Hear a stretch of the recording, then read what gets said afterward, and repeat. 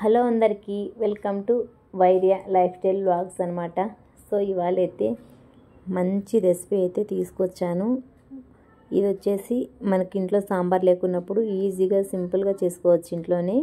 ఇది కర్ణాటక స్పెషల్ అనమాట, బిసిబెల్లబాత్. చాలా అంటే చాలా బాగుంటుంది. ఇది వచ్చేసి నేను కర్ణాటకకు వచ్చిన తర్వాతనే నాకు ఈ రెసిపీ అనేది తెలిసింది. అప్పటి నుంచి వీక్లీ వన్స్ కంపల్సరీ చేస్తాను. పిల్లలు కూడా చాలా ఇష్టంగా తింటారు. అలానే ప్రోటీన్ రిచ్ ఫుడ్ అనమాట ఇది. మన కందిబ్యాళ్ళు తర్వాత మనకు కావాల్సిన వెజిటేబుల్స్ అన్నీ వేస్ట్ చేస్తాం కాబట్టి పిల్లలు కూడా ఇష్టంగా తింటారు. అలానే వాళ్ళకి వెజిటేబుల్స్ వేసినట్టు వాళ్ళకి తెలియకుండా అయిపోతుంది అనమాట. ఎందుకంటే అంతా ఉడికిపోతుంది కాబట్టి ఇలా చేసి పెట్టండి, పిల్లలకు మంచిగా ప్రోటీన్ అయితే అందుతుంది. సో ఇంక ఇవాళ 1 కప్పు కందిబ్యాళ్ళు తీసుకున్నాను. అలానే 1 కప్పు రేషన్ బియ్యం అంటారు కదా, వాటిని అయితే తీసుకొని మంచిగా వాష్ చేసి పెట్టుకున్నాను. తర్వాత ఇక్కడ చూపిస్తున్న వెజిటేబుల్స్ అన్నీ వేసాను అనమాట.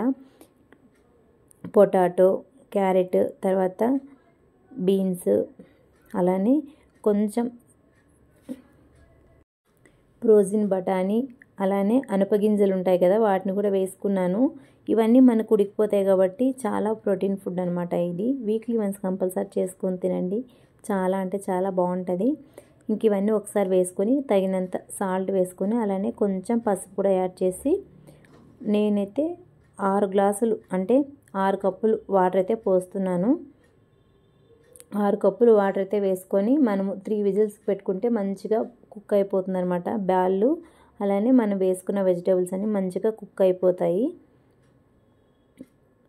సో చాలా ఈజీగా చేసుకోవచ్చు, ట్రై చేయండి ఎవరైనా తినని వాళ్ళు ఉంటే.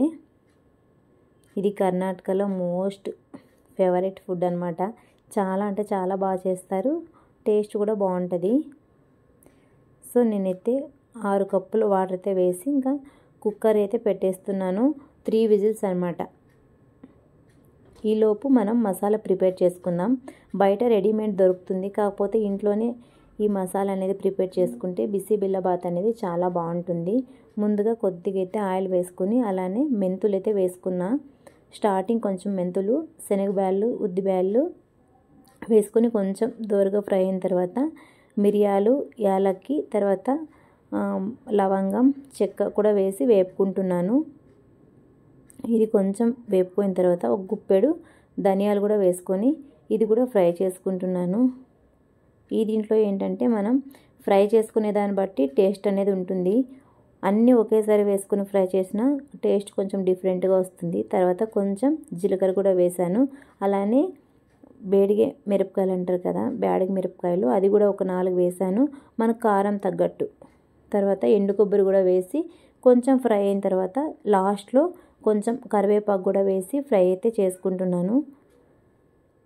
ఇలా 1 బై 1 వేసుకొని వేపుకుంటే టేస్ట్ బాగుంటుంది, అలానే ఎక్కువ మాడకుండా ఉంటుందన్నమాట. సో అన్నీ ఒకసారి వేసుకొని మిక్సీకి అయితే చల్లారిన తర్వాత మిక్సీ పట్టుకుంటున్నాను. ఇలా అంతా పట్టుకోయిన తర్వాత మనకు ఈ బిసిబెల్లబాత్ పౌడర్ అయితే రెడీ అయిపోతుంది. మెయిన్ కావాల్సింది మనకి ఈ పౌడర్ అనమాట.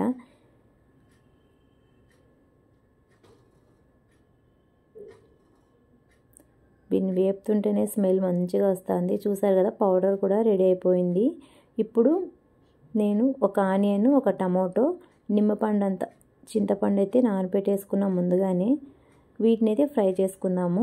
ఈలోపు 3 విజిల్స్ కూడా వచ్చేసాయి నాకు. కొద్దిగా ఆయిల్ అయితే వేసుకొని మనం కట్ చేసి పెట్టుకున్న ఆనియన్, టమాటో, చింతపండు పులుసు అన్నీ వేసుకొని ఒక 2 నిమిషాల పాటు మగ్గిస్తే మనకు ఒకేసారి దాంట్లోకి మనం రెడీ చేసి పెట్టుకున్న బ్యాళ్ళు ఉంటాయి కదా, బ్యాళ్ళు రైస్ దాంట్లోకి అయితే వేసి కలిపి పెట్టేసుకోవడమే.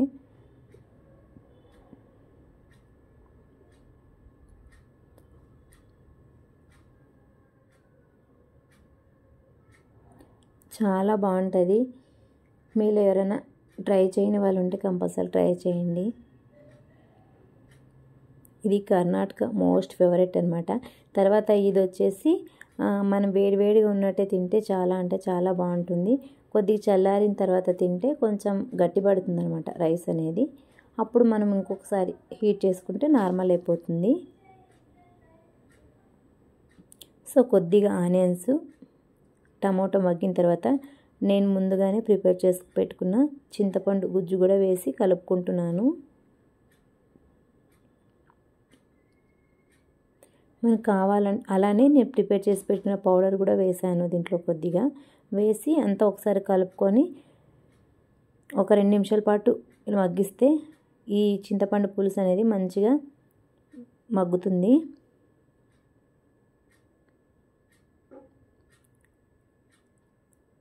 ఇప్పుడు చూసారు కదా 3 విజిల్స్కే మంచిగా ఉడికిపోయిందనమాట. బ్యాళ్ళు అలానే రైస్ మనం వేసుకున్న వెజిటేబుల్స్ అన్నీ మంచిగా కుక్ అయిపోయినాయి. దీంట్లోకి మనం ప్రిపేర్ చేసుకున్న ఆ మసాలా కూడా వేసి ఇప్పుడు మనకు తగినంత వాటర్ అయితే వేసుకోవాలి. ఇది వచ్చేసి నేను చెప్పిన మెజర్మెంట్ వచ్చేసి కనీసం ఒక 6 మెంబర్స్ అన్న తినొచ్చు. పెద్దవాళ్ళు ఒక 6 మెంబర్స్ తినొచ్చు అనమాట. సో ఇదంతా వేసి ఇంకొద్దిగా మసాలా వేస్తున్నాను. మనం కారం తగినంత అంటే మనకు సరిపోలేదనుకో ఇంకొద్ది కారం పొడి కూడా వేసుకోవచ్చు.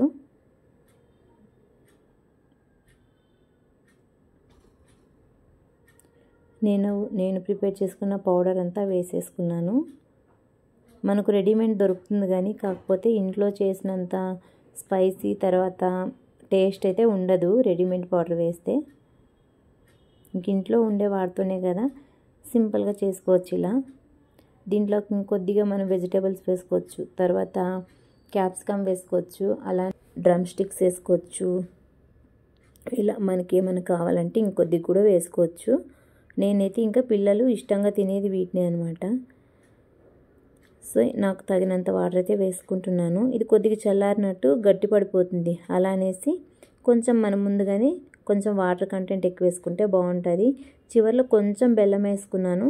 ఒకవేళ మీకు ఎవరికైనా ఇంట్రెస్ట్ ఉంటే వేసుకోండి, లేదు అనుకుంటే బెల్లం స్కిప్ చేయొచ్చు.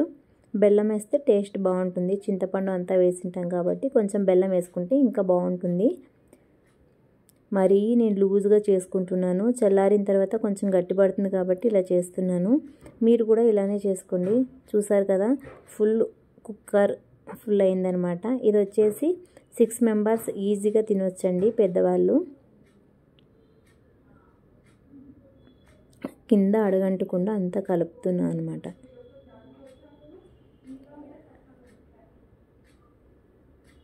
చూసేకి సాంబార్ అన్నం లాగా ఉంటుంది. చాలా అంటే చాలా బాగుంటుంది. నేనైతే ఇంకా పిల్లలకి మార్నింగే చేసి పెట్టేశాను. వాళ్ళ లంచ్ బాక్స్లోకి అయితే వేస్తున్నాను. అలానే ముందుగా నేను కొంచెం పల్లీలు అయితే వేయించుకున్నాను ఆయిల్లోన, అది కూడా వేస్తున్నాను. ఏంటంటే పిల్లలకి టైం అయిపోతుంది అనేసి నేను తొందరగా బాక్స్కి అయితే వేసి చూపిస్తున్నా.